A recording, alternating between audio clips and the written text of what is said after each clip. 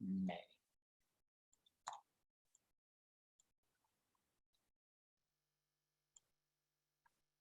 Oh, I'm dreaming again of May, late season. I take up my arms and I'll bend in no reason. I'm lonely and restless, my heart's only cry is Draco! Invictus, but it's all just for you.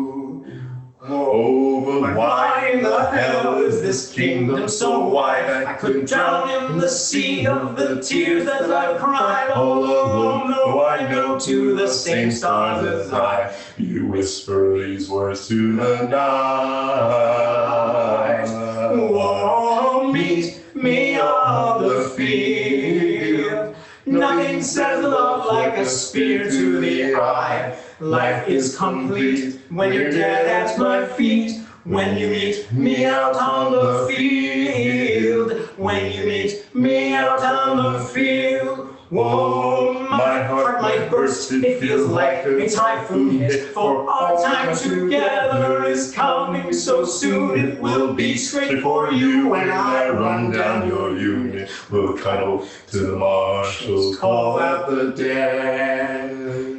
And with my heart in the clouds and my feet on the ground, there'll be angels and unicorns dancing around. When we meet, you will sing me that heavenly sound of your sword as it whips through the air at my face. Whoa, meet me on the field. Nothing says love like a spear to the eye. Life is complete when you're dead at my feet. When you meet me out on the field. When you meet me out on the field. Whoa, I don't know where this feeling began. Somewhere between steel and 3 feet of rattan. They all tell me to stop, I don't know if I can. Besides, there's nobody guarding your flank.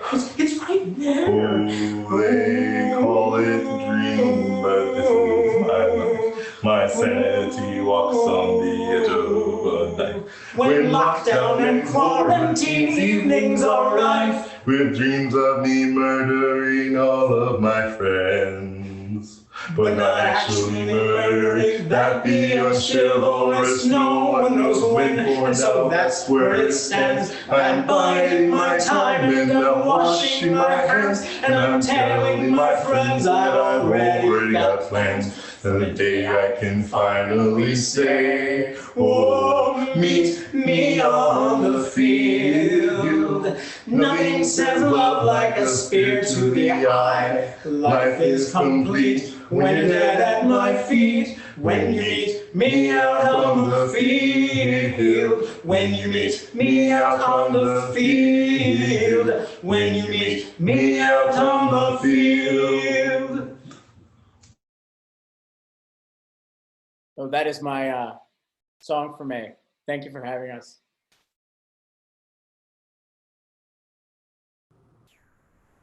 Yay, that was awesome. Thank you so much. All right, Sarai, can you get it back to your screen? Well, I have to unmute myself and remember how to do that. That was so awesome, and I appreciated the guest star Count Seto. That was awesome. But you shouldn't need me to switch between people at this point. Okay. Everybody should be able to just switch. Sorry, this is our first time doing this. I did remember right at the beginning of Haroon's performance to start recording. So this will get saved to the cloud. Fantastic. Forever. Yes. Forever. Excellent. All right. Well, with that rousing rendition, we are going to be moving to our next performer. And this is from Bredlin, who is offering a piece titled The Month of May. So Bredlin, if you would unmute yourself and then take it away.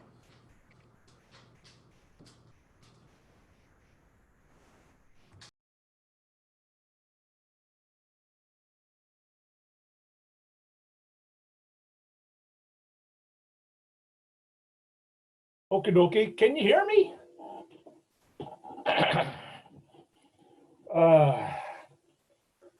Greetings to the known world and every ship at sea. I'm doing a piece called The Month of May. The author is unknown. It's 9th century Irish, and I found it in a book called The Wise and Foolish Tongue that was compiled by Robin Williamson.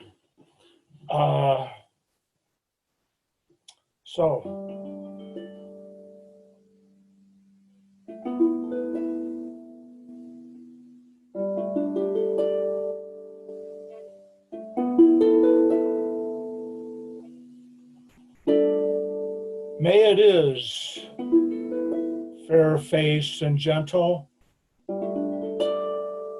blackbirds exult at the crack of the day. Cuckoo's work greets lordly summer, a balm.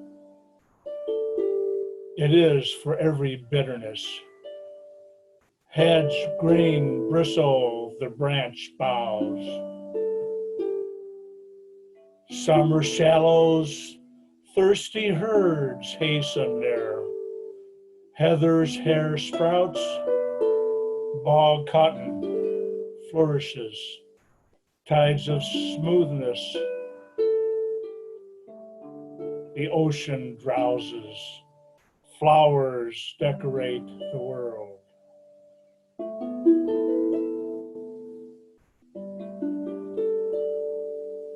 Bees bear their weight of harvest. High hills call the cows. The ant feasts. The harp of the trees hums and soothes. Color reposes on each slope, haze upon the brimming lake. The corn crake croaks on merciless poets. Pure falls fall to the warm pool. Rushes regain their voice of whispers. Swallows soar and dart above. Ardent music rings the hall.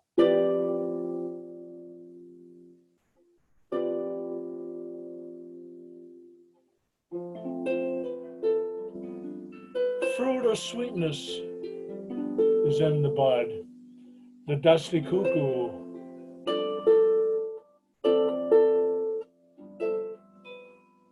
cries and calls.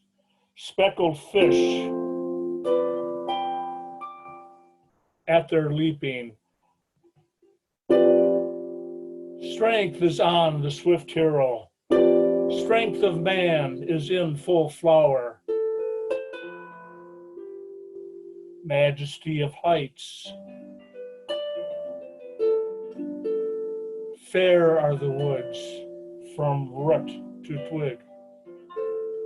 Fair each fresh and fertile field, ever pleasant.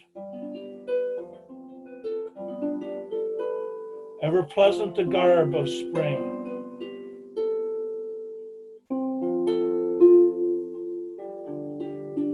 Winter gales past and gone. Cheerfulness on every good grove. Restful, happy, sunlit time, flutterings of birds, flock down, green fields full of answerings, where the busy waters sparkle. A passion sparks the racing of horses, where warriors are arrayed. Rich verges of the cattle pool lend gold to the Irish flower.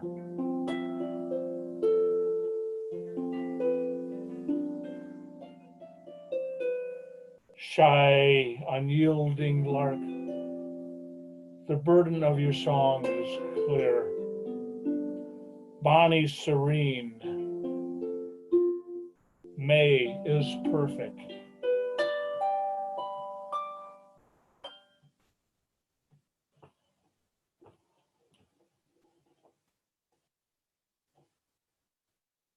Yay! That was awesome. Thank I you. typed this in the chat, but everybody who's watching this live needs to know that that was just so calming. And Bredlin, I would like it if you would make a CD so that I could start meditating.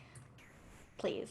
Actually, there's in the mundane world, a friend of mine who's an author did a meditative CD a few years ago, and he had asked me to do the harp music on 3 of the tracks. I don't remember the name of the CD. Uh-huh. So if I could, well, yeah, I'll contact them. Find out and send me the info, please. I'd like that. I'm sorry. I said find out and send me the info, please. I will. Thank you. Well, I love that. And then our next performer is Jolisha at Northcliffe, and she's doing Spring and Poetry and Song, which I know will be beautiful. So, Brennan, if you will mute yourself, and then Jolisha, if you will unmute yourself, please. Okay, can you hear me? Okay, great. Hi, I'm from the Barony of the Cleflands, Jalicia, and I'm going to do a medley of 2 readings and 2 pieces of music, The Green Man, also known as Woodcock and Greensleeves. Prologue, the Canterbury Tales. When April with its sweet-smelling showers has pierced the drought of March to the root and bathed every vein in such liquid by which power the flower is created, when the west wind also with its sweet breath in every wood and field had breathed life into the tender new leaves, and the young sun has run half its course in Aries, and small fowl make melody, those that sleep all night with open eyes, so nature incites them in their hearts, then folks long to go on pilgrimages, and professional pilgrims to seek foreign shores, to distant shrines, known in various lands, and especially from every shire's end of England to Canterbury they travel, to seek the holy blessed martyr who helped them when they were sick.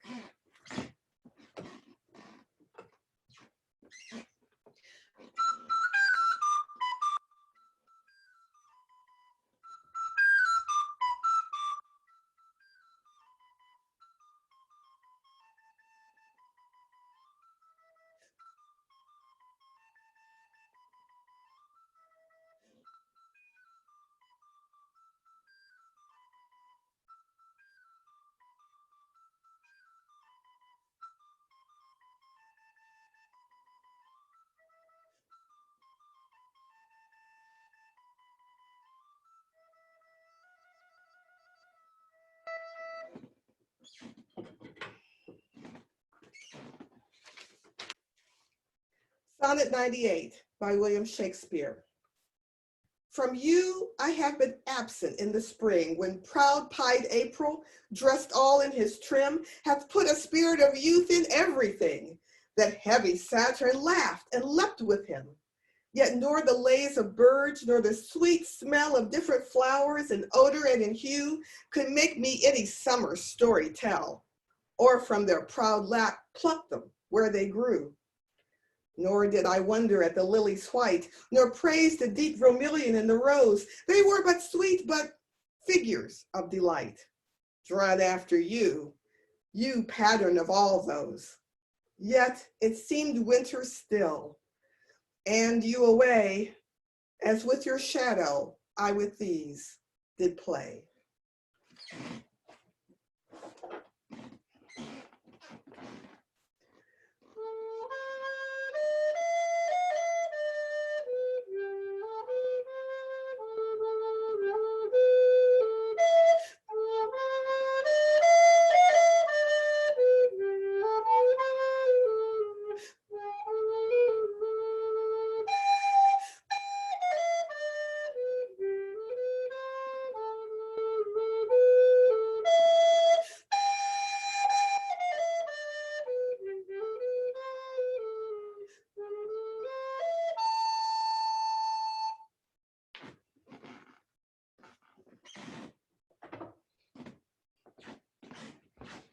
That was absolutely lovely. And for the people who are watching live, what they can't see is all of the other participants. Our little videos, we're all muted, but we're all clapping. Thank you. Thank you, everybody. Thank you so much, Jolisha. That was beautiful. So next we have a guest from a faraway kingdom.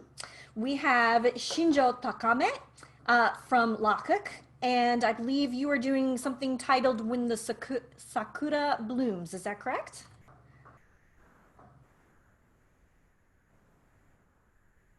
I share my screen. There you are. Yes, yes.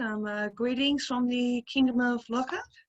My story is when the sakura blooms, and even though winter is beginning to settle on Lockhart, I am obliging my hosts in their topic of spring. And for me, in Japan, spring is when the sakura blooms, and it is something that is looked forward to every year, not just for its beauty, but for how temporary it is and how fleeting it is to capture that moment.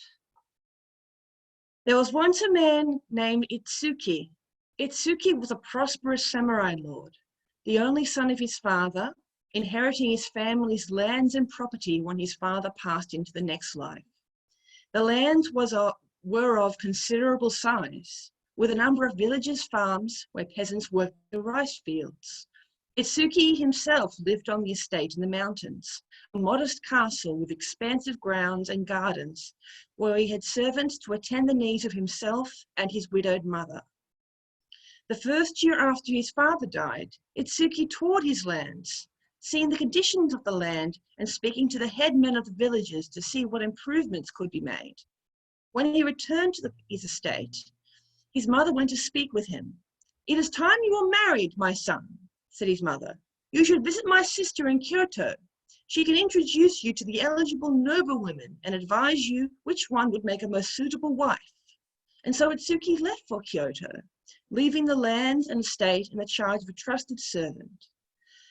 His aunt wasted no time in introducing him to many eligible young ladies, seeing that Itsuki got invitations to tea tastings, poetry readings, and banquets. Itsuki felt a little lost in the social world of Kyoto. The young ladies he was introduced to were beautiful and sophisticated. They talked of city life, and Itsuki didn't know anything of this. He longed for the peace of his mountain estate, the sounds of the fresh winds among the pines. One evening, Itsuki's aunt hosted a hanami, a feast beneath the sakura trees on her estate. Poems were composed and shared, music was played, sake and cakes were consumed beneath the sakura blossoms in the warm spring twilight. Itsuki caught sight of a young woman sitting slightly apart from a group beneath a tree. She wore garments of a pale blue. He asked his aunt for her name. "Her name is Haruko," his aunt said. "She is Lord Akechi's youngest daughter. She is rather shy, and her older sisters are far better prospects for you." Itsuki considered this, trying to catch her eye, but her gaze was distant, seeming to look past the crowd and contemplating her own thoughts. He got up and went towards her, sitting between her and the group nearby. "I hope I am not disturbing you, Lady Haruko," said Itsuki. "I can move if you wish." Haruko shook her head noncommittally, looking down. "You may do as you please," she said softly. "I care not much for these large gatherings. I'm only here because I'm expected to be." "As am I," said Itsuki. "This is but my first season here, and all I can think of is the mountains." "That is your home?" Haruko asked. Itsuki nodded. "Tell me of your home," she said. He told her of the frosts that would linger on the ground in the early spring, the cool mists that would slowly descend from the mountains, the warm water springs that would bubble up from beneath the earth. He told her how it sounded when the wind moved through the trees, of the smell of pine, of maple leaves and wisteria, of the shy deer peering through the trees, of the silver of the fish between the rows of rice, of the silent foxes that would slink through the grass. Haruko looked up, and for the first time they met eyes. "That sounds beautiful," she said. "I would like to see that." They met a number of times that season in Kyoto, and Atsuki found that he enjoyed Haruko's company and that she appeared to enjoy his. As the season began to wane, Atsuki approached her father to request Haruko's hand in marriage. Atsuki's mother came to Kyoto to witness the wedding, and the three returned home. Atsuki and Haruko planned their life together, planned for a family and children. Yet children seemed to take their time in coming. So Haruko planned a garden, setting out a row of sakura trees. They were but saplings, and it would take them years to flower. But Haruko said to Atsuki that she knew one day their children would play beneath the blossoms. By the time the first flowers appeared on the trees, their first child was born, a son. The two walked around the garden, Haruko holding their child. The trees were still but small and only had a few blossoms on them. Next year, they will be even more beautiful, said Haruko. The years went by. More children were born, spring would return, and sakura trees were bigger and had more blossoms. And every spring, Haruko would say, next year they will be even more beautiful. Then one winter, Haruko was ill, and despite all efforts, nothing could make her well. Atsuki sat beside her. Are the sakura blooming yet? Asked Haruko. She sounded weak and tired. Not yet, my wife, said Atsuki. When the spring comes, you will see them yourself. Next year, said Haruko, they will be even more beautiful. And she smiled at him for the last time. It was a long, lonely winter for Atsuki. He had to keep his grief to himself as he comforted his children from the loss of their mother. Winter turned to spring, the snow receded, and new leaves appeared on the trees. And when the sakura tree bloomed, there was such a bounty of blossoms that there had not been before. Atsuki's heart broke that Haruko was not there to see it. The children played beneath the blossoms as Haruko had said they would, but Atsuki watched them alone. As day turned towards evening, a chill came into the air. He could hear the blossoms move, but there was no wind. And then he saw her, Haruko, walking beneath the sakura blossoms in the spring twilight, seeing the children play. She was pale, so pale that Atsuki could see through her, and she more glided than walked. Then she looked up at Atsuki. Haruko, she smiled at him. You promised that I would be here. I did, said Atsuki. This was what you wanted, what you knew would happen. Yes, said Haruko. And next year, they will be even more beautiful. Thank you.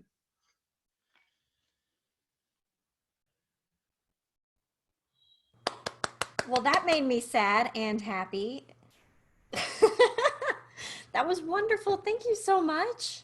So that was Shinjo from Lakuk, and that was a beautiful story.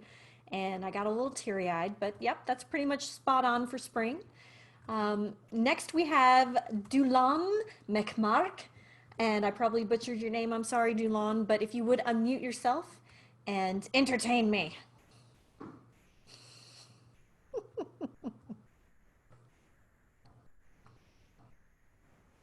Hello, yes, I'm Dulan Fekmark, and I'm from Barony of the Flame. And today I will sing and play for you a German lieder called Im Mayen, which means in May. I will sing it in German, and I must disclose that while the topic is relating to sowing seeds, it's a bit of double entendre. So it is written by Ludwig Zinfel, who is a Swiss composer. He was notable for being in the Hofkapelle of the Holy Roman Emperor Maximilian I, and later at München at the court of Duke Wilhelm IV of Bavaria. So I hope you enjoy Im Mayen.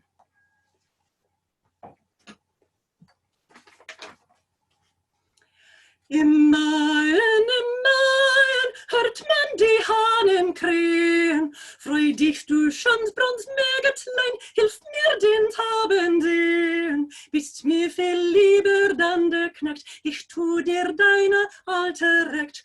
Bumm, ich kling bumm, ich freu mich dein ganz um, wo ich freundlich zu dir komm, in der Nofen und freu dich, du schöns Bronz Mägdlein, ich komm, ich komm, ich komm, ich komm, ich komm, ich komm, ich komm.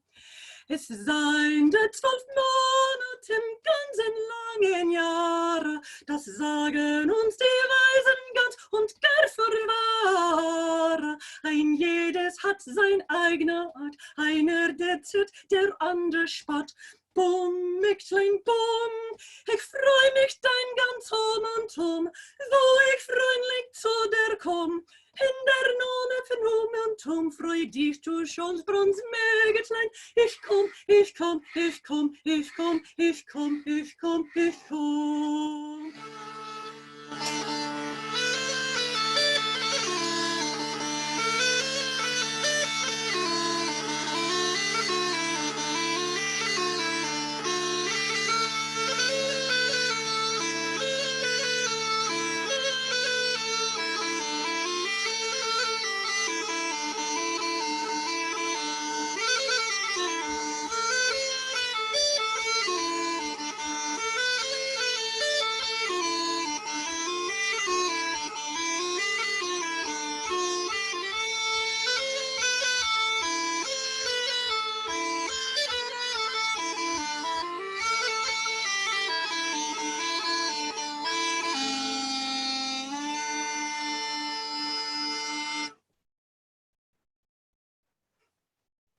Thank you.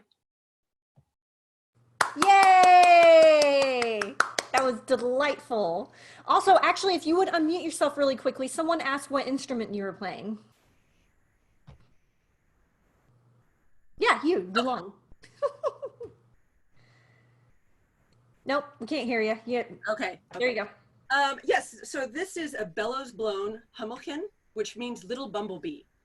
And so in period, there's one reference that I want to do a lot more research on this. There's one reference in the Syntagma Musicum of a bellows blown bagpipe.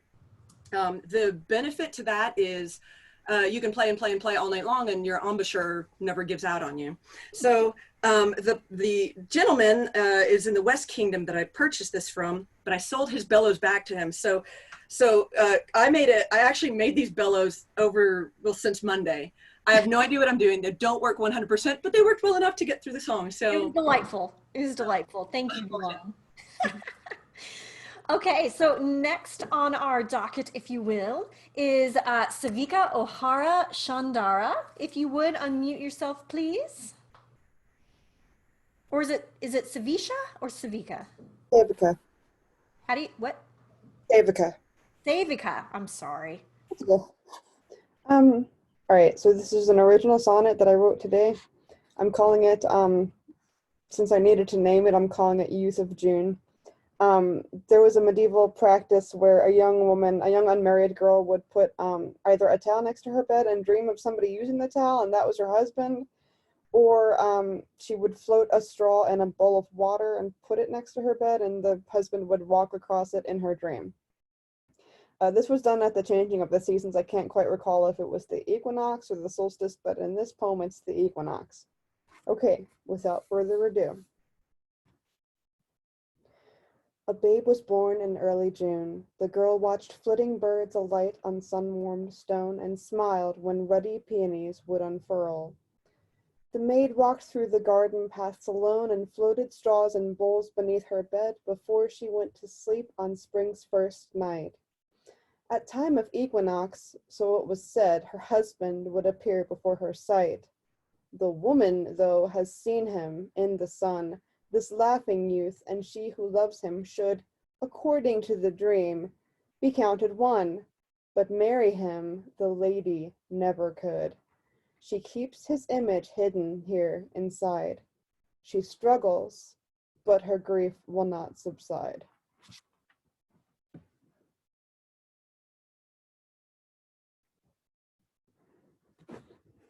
I have to remember to unmute myself because I'm clapping and you can't tell.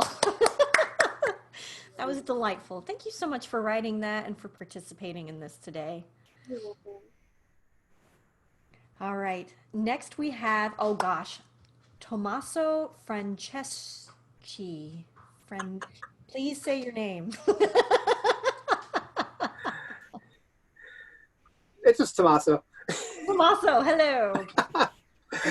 Oh, I signed up to teach at Valde one year. I said, what's your title? Signore. So they put my name down as Lord Signore.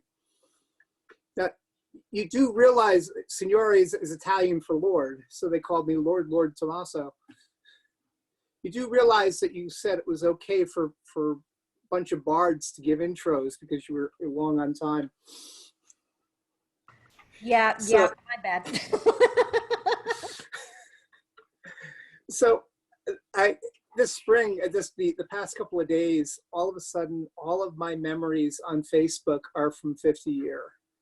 And it's all, and it's things I wrote about, like, Zoph didn't yell at me, but she said something to me that really hit me directly where it needed to hit me.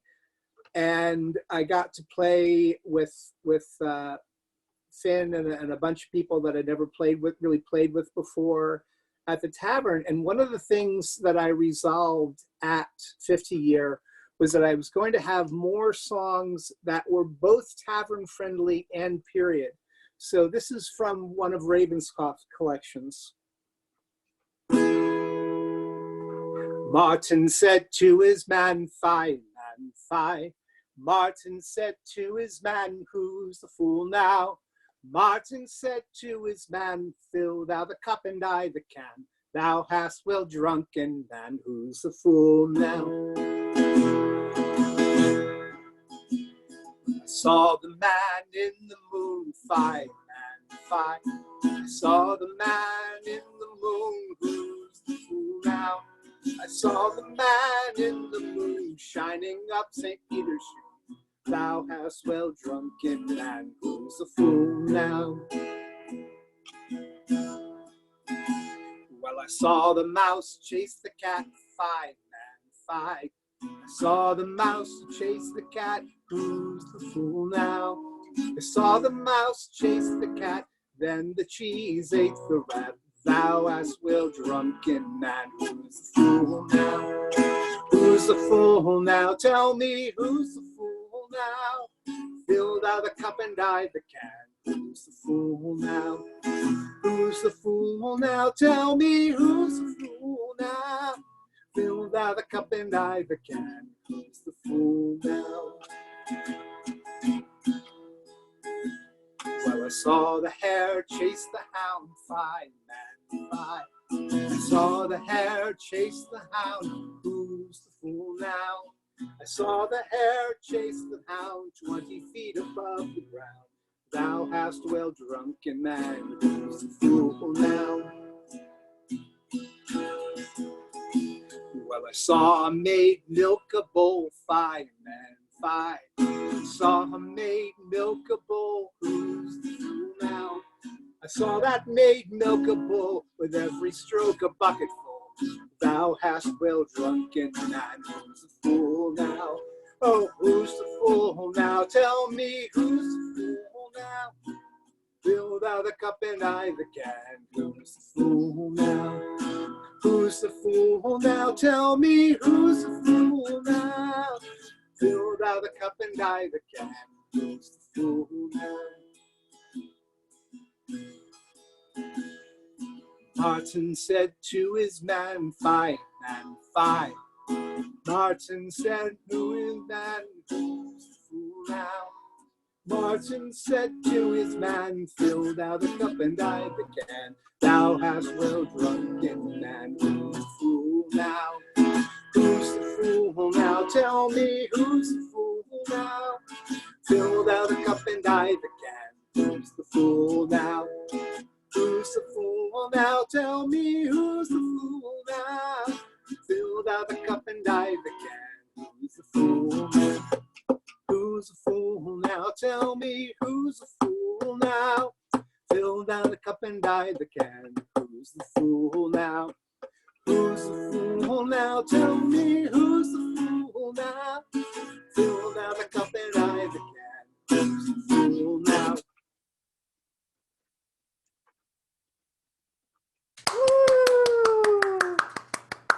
Thank you. And for everyone watching at home, you can't see our little faces, but we were like, so many of them were singing along, like bobbing our heads, and it was adorable. I love our community so much.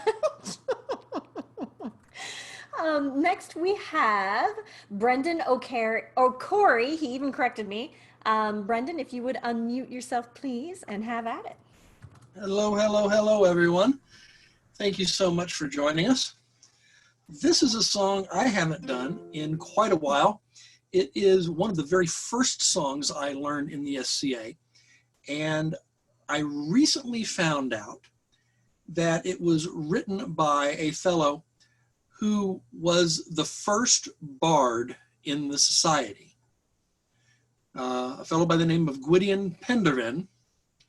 And I've known who wrote it for a very long time, but I recently found out from His Grace Duke Frederick of Holland, who was at the first tournament, that somewhere around AS 4 or 5,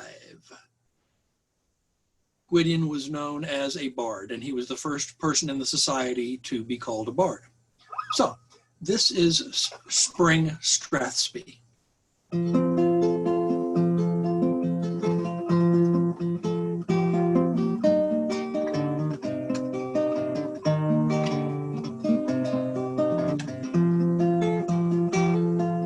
Merthin was playing her pipes in the wood, and it sounded so good to my feeling. Here he roosted the dance in my blood, and my fresh young manhood started reeling.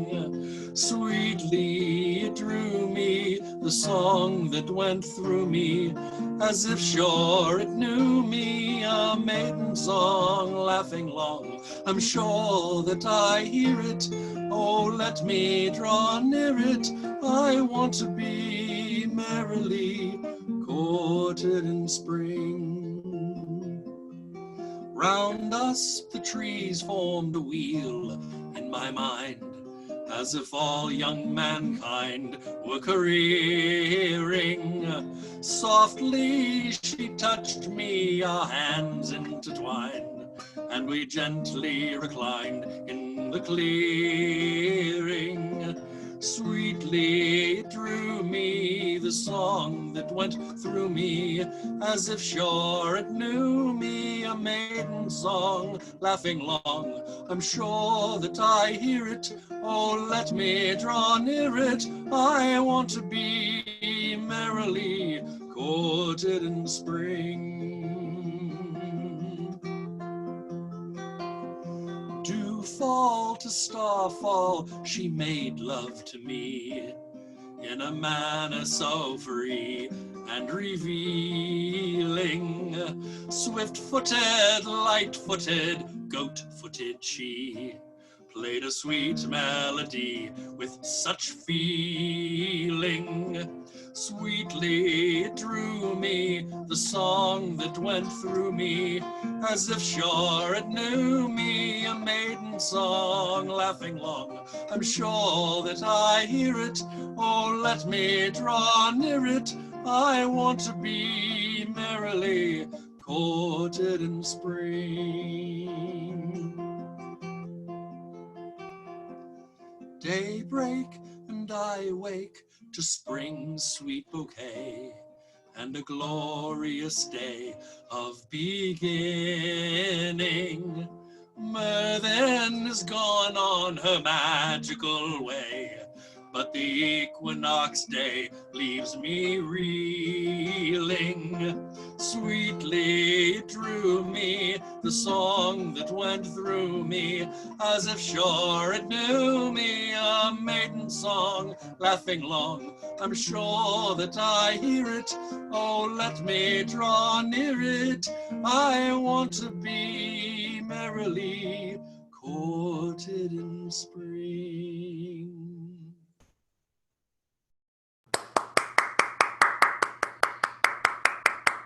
Beautiful. Thank you so much. Thank you. That was lovely, Brendan. And next we have Zoph. What is your last name, Zoph? Do you have a last name in the SCA? Oh, Hi. So the Hungarians actually have their last name first. So my official name is Tizish Sofia. Tizish Sofia. I didn't even know it was Sofia, not just Soph. Wow. Right. But everybody calls me Zof. Well, there you go. We'll take it away. All right. So this song was written by a friend of mine, Lady Marion Quinn. She's no longer in the SCA. And this song, I don't do a lot of songs. I think most of you know that. I do a lot of stories. So this song is called the Consort Song. And it was written for Crown Tourney. I'm getting thrown off because I see Honor's face and not my own in the speaker view. Sorry, Honor.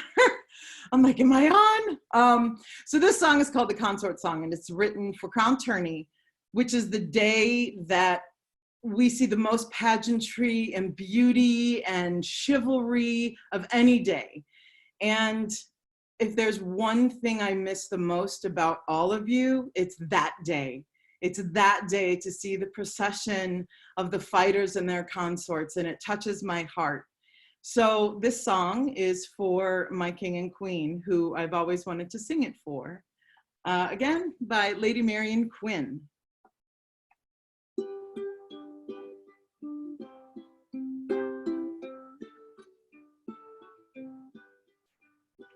I watch you kneel before the crown to swear your fealty, as I to you would lay me down to hold and comfort thee. Ne'er the throne is yours today, you shall not fight in vain, for I wear my heart upon my sleeve. For you I'll tear it twain. I dare through will and fair, my love may ne'er we part. If you stand or call to field, you'll always win my heart.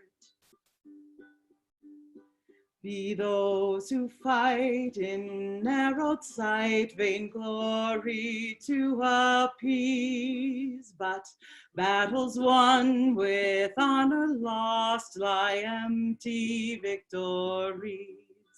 I'll stand by you, your word is true, both near and far from field, for a noble rules with chivalry as well as sword and shield.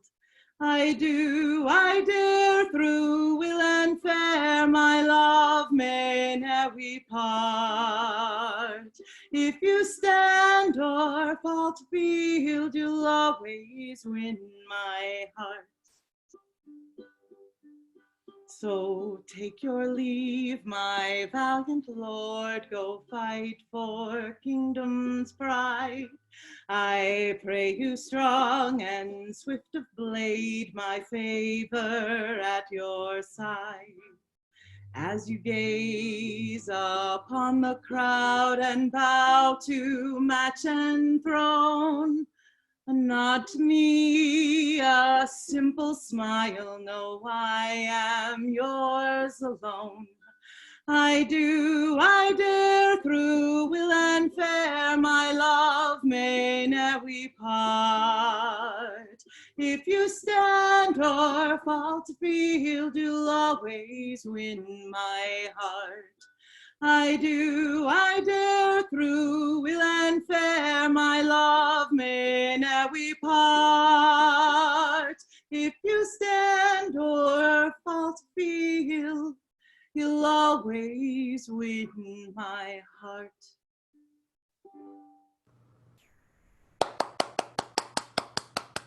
Well, that was delightful. And that made me so happy. Thank you so much. Oh my gosh. Okay. I gotta gather myself. Next we have, I don't actually know if he ever made it on, the Foxy Bard and Twig. Hello. Hey! Oh, wait. Hey, we're here. People. Hello. All right. please take it away. Oh, good, we're on. Yes. Hello there, good day, lords and ladies. I'm David Anthony, the Foxy Bard. We are drunk and disorderly. We are from the east. We are from the Crown Province of Ustgard, which is to say the seventh circle of Hades. It's New York. Lords and ladies, it is almost the end of May. We almost missed May, but we haven't quite missed May. And so because it is not yet not May, which is to say it's still May, you want to sing a song about May? Yeah. That's great. This is a madrigal. It's by Thomas Morley. You know Thomas Morley is. He's right up there with all of the John Dowland types and with the stuffed shirts and everything. So yes, lovely little song about May. Ready? Mm-hmm. Right. Now is the month of May when merry lads are playing. Fa la la la la la la, fa la la la la la. Now is the month of May when merry lads are playing. Fa la la la la la, fa la la la la la. Each with his bonny lass upon the greeny grass. Fa la la la la, fa la la la la la la la. Each with his bonny lass upon the greeny grass. We got the syncopation right. Yay! Want to go for a second round? Yeah. The spring clad all in gladness doth laugh at winter's sadness. Fa la la la la la la, fa la la la la la la. The spring clad all in gladness doth laugh at winter's sadness. Fa la la la la la la, fa la la la la la. And to the bagpipe sound, the news tread up the ground. Fa la la la la, fa la la la la la la la. And to the bagpipe sound, the news tread up the ground. We got the syncopation right again. I'll go 3 for 3. 3 for 3. Fantastic. By the way, this is the part where we get to a mentioning of what might be an English folk dance, what might be a euphemism for a vulgar thing. I'm not really sure, but I'll go with both. Why then, why since we musing, if sweet delight refusing, fa la la la la la, fa la la la la la la. Why then, why since we musing, you sweet delight refusing, fa la la la la la, fa la la la la la. Say dainty nymphs and speak, shall we play bonny break? Fa la la la la, fa la la la la la la la. Say dainty nymphs and speak, shall we play bonny break? Fa la la la la.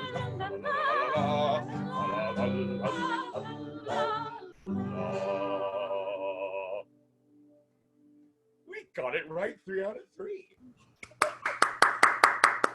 Fantastic. Y'all are delightful. Thank you so much. And tell me again, where do you hail from? We hail from the Kingdom of the East, more specifically from the Crown Province of Ustgard, which is to say Neue Amsterdam, which is to say Plague Central. Hi. Well, I am so glad that you joined in and provided us with some much needed cheer during this time. Yay!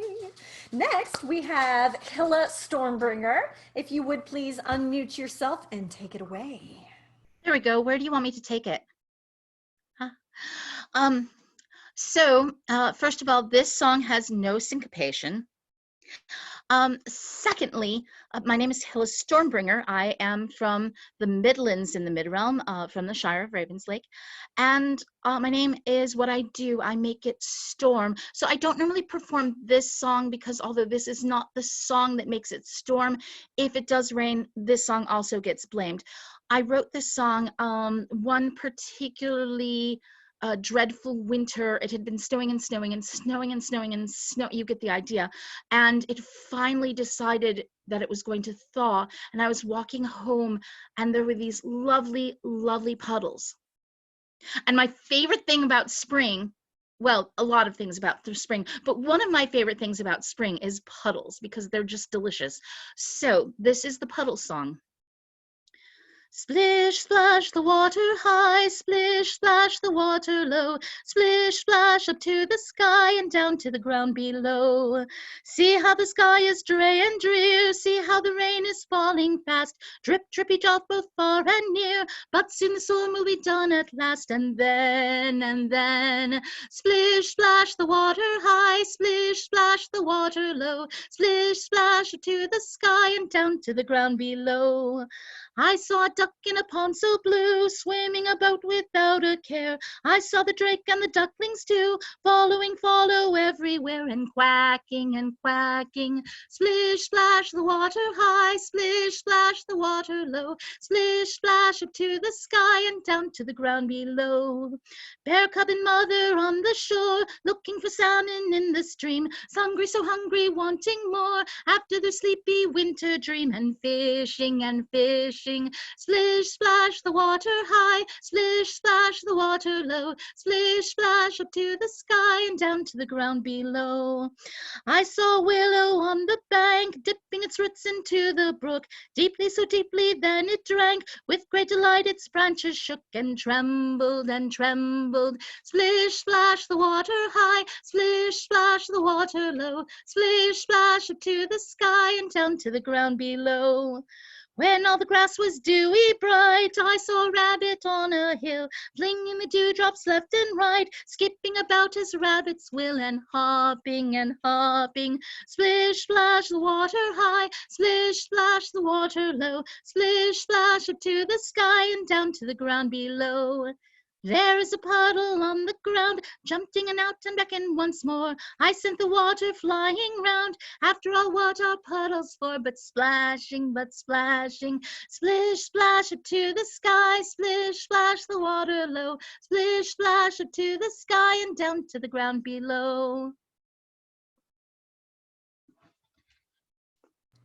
Yay! I appreciated the use of puppetry. I believe we need more puppets in our lives, frankly. And to anyone who's listening along, I challenge you to bring puppets into my life via the SCA specifically. That was delightful. Thank you, Hilla. Next, we have Kasha Alexieva. And Kasha, if you would please unmute yourself and then take it away. And I think I've unmuted myself, but let me know if you can hear me. I can hear you. I'm going to be... Hooray. This is my translation of a song by my very favorite troubadour, Rimbaud de Vacras. Rimbaud was born a commoner in the mid-12th century, and he worked as a poet and later a knight in the court of his very good friend, the Marquis de Montferrat. And he was in love with Beatrice, who was the Marquis's sister, or in some cases, some sources, his daughter. According to the manuscript that the song is in, there were some people at court who basically just didn't like other people to be happy. So they spoke to Beatrice about Rimbaud, and they told her that she should be absolutely ashamed of herself because she was allowing this commoner to be in love with her and absolutely dishonoring the Marquis, her brother. So Beatrice, who was always extremely judicious and appropriate, took Rimbaud aside and asked him kindly to please stop writing songs about her. And Rimbaud was so heartbroken that from then on, he just couldn't bring himself to write anything. Then one day, a pair of jongleurs came to court, and they were playing an estampida on the viol. And it was this incredibly lively and entertaining performance, and everyone in court loved it, except Rimbaud, because he couldn't enjoy anything anymore. So the Marquis saw this, and he immediately understood what was going on. So he took aside his sister Beatrice, and he asked her how much value she really wanted to place on the opinions of people who wanted to deprive his court of beauty and peace. And so Beatrice thought about it, and then she went to Rimbaud and she asked him if he could find it in his heart to write her another song. So he wrote this poem that I'm going to sing for you, and he set it to the tune of the estampida that the jongleurs had been playing. He's an incredibly masterful poet, and I attempted to preserve his very sophisticated poetic structure. So I hope you can hear some of that. You'll also hear two people mentioned. Anglais is Rimbaud's inside joke name for the Marquis, it means the Englishman. And the fair knight is Beatrice. And this piece is called Calenda Maya, or the first day of May. No Mayday bowers, no beech tree towers, no songs of bird, no iris flowers have any powers to please without her. Till I heard word from her, who now whispers love that occurred, spring new in showers, pleasure unheard, till she is ours. I scour the sour and cruel, strike when they doubt her. She glowers at flowers and fools, jealous men cower. Beauty that I sing, don't let the spying jealous old elf wish I were dying. For his conniving, I'll leave him crying, for in his scalp lovers untying. I couldn't cope if all his lying made you lose hope and leave me sighing. I'm flying and shying away from the world's prying. I'm crying and dying the day that you stopped trying. If we were parted, if you discarded me, I would cry, fair night whom I've guarded. For in my heart did not I keep started each little sigh that your lips started. People who lie say our sins are hid, they'd be pleased by seeing us parted. They'd mar it and scar it with glee, happy you started. From heart split and parted for me, all we had started. Blossoms are blowing, Beatrice growing, just as your own bravery glowing. And I am owing you, for you only merit the throne, speaking and showing, brightly you shone, with words that flowing from you were sown, good actions growing, bestowing, grace showing, you save ignorance flowing, time sowing, peace knowing, so brave and easy going. Lady of graces, you deserve praises. Any who more seeks other faces and then embraces his mind in hazes, and I therefore stay where your places. You I adore, like her who blazes, heated of lore, who Eric raises. He dazes his gazes and glance, who is always his, and glaces and paces this dance. I wrote its phrases.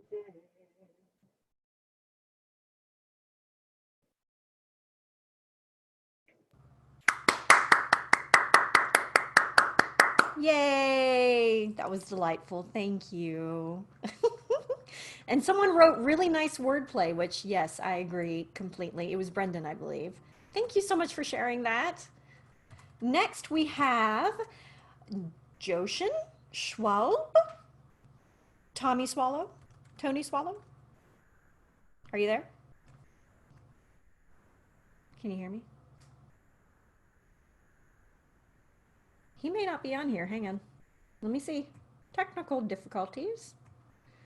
Bum, ba-dum, ba-dum, bum, ba-dum, bum, bum, ba-dum, ba-dum, bum, ba-dum, bum, bum. He's not on here. So next we have Catherine Draper. Everyone, if you would please unmute yourself.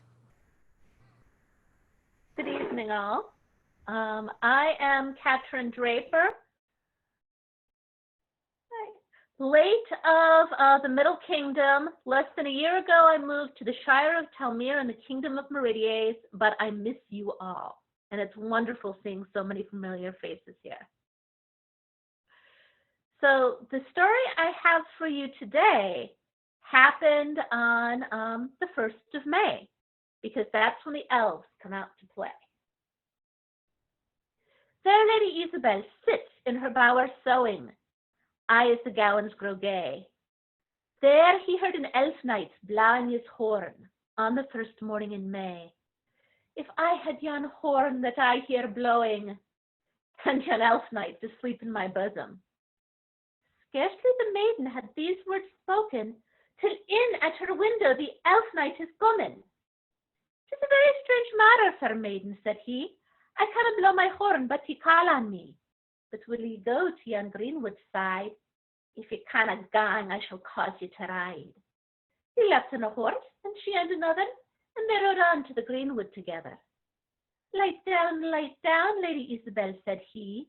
"We are come to the place where ye are to die. Ha' mercy, kind sir, on me, till once my dear father and mother I see. 7 kings' daughters here ha' I slain, and ye shall be the 8th of them. Light down a while, lay your head on my knee, that we may have some rest before that I die." She stroked him side fast, the nearer he did creep. With a small charm she lulled him fast asleep. With his iron sword belt, sigh fast as she bound him. With his iron dark dirk, sigh sar as she stabbed him. "It's 7 kings' daughters here he has slain. Lie here, a husband to them all." She's mounted her horse, and guided it home, I as the gowans grow gay, and nevermore to the greenwood did roam, on the very first morning of May. Thank you.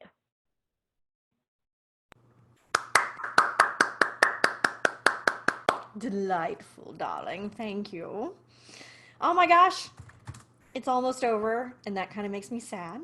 But we have one last performance for you. Ursula Mortimer, if you would please unmute yourself and take us home.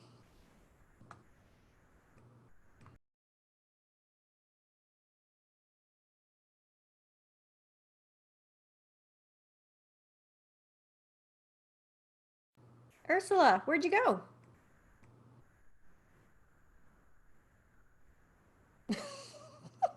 I know she's on here. Technical difficulties again. Let me Facebook her real quick. Bandwidth issues. Technical difficulties, people. Here she is. Where'd you go? Thank goodness for technology sometimes. Oh, she's frozen. Sometimes when that happens, you have to leave the meeting and rejoin. Yeah, that's a good idea. Foxy, who's your friend? Not your co-singer, but that pale person. Oh, hi there. My name's Catherine, but you can call me Kitty. I heard you like puppets, so I decided to come by. How are you doing? Has this been a fun Bardic for you? No one likes puppets. All right, Kasha asked me to sing something. Ursula, leave and then get back on. So I do have something to sing. I wasn't planning on singing because this is my showcase. So maybe I should sing it badly just for kicks and giggles. No, I wouldn't do that to you. Why don't we do some Shakespeare? Because Shakespeare's great. So,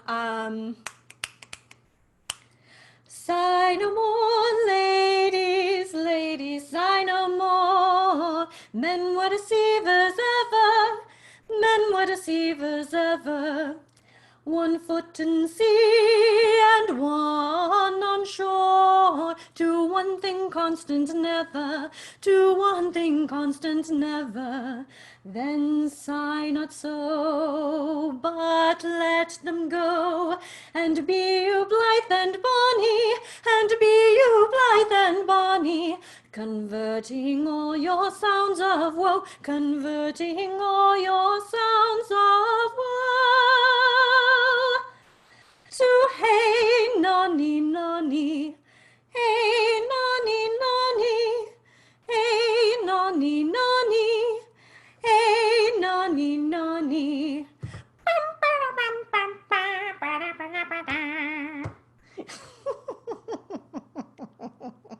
Did you like my musical instrument? Thank you.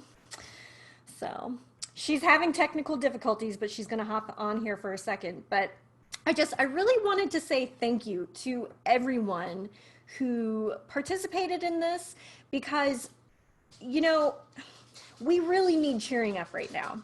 And I miss the SCA. I miss your faces. I miss people, and I miss hugging. But mostly I miss that shared camaraderie that we always have at events. So this gave me a little piece of that. And I know that you also gave a little piece of that to the rest of our kingdom and potentially to others out of kingdom. So thank you for sharing your gifts and your talents with us.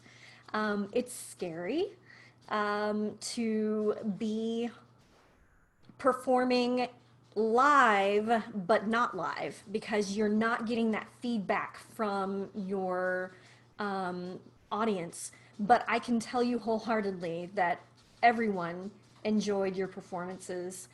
It was obvious that you all brought your A games, and I cannot thank each of you enough, but I'm gonna try. So thank you all. She says it's not gonna work, so we're gonna give her apologies. So I tell you what, I will make sure that she sends me a video of it, and then I'll make sure to showcase it for the Kingdom page, because I know Ursula put together something beautiful. So just a huge round of applause for everybody. This was the first official Midrealm virtual Bardic Showcase. Stay tuned. On Sunday, I'm going to be announcing next month's theme. So I hope that you participate again, and or tell your friends and get them to participate, and have a lovely rest of your evening. Goodbye.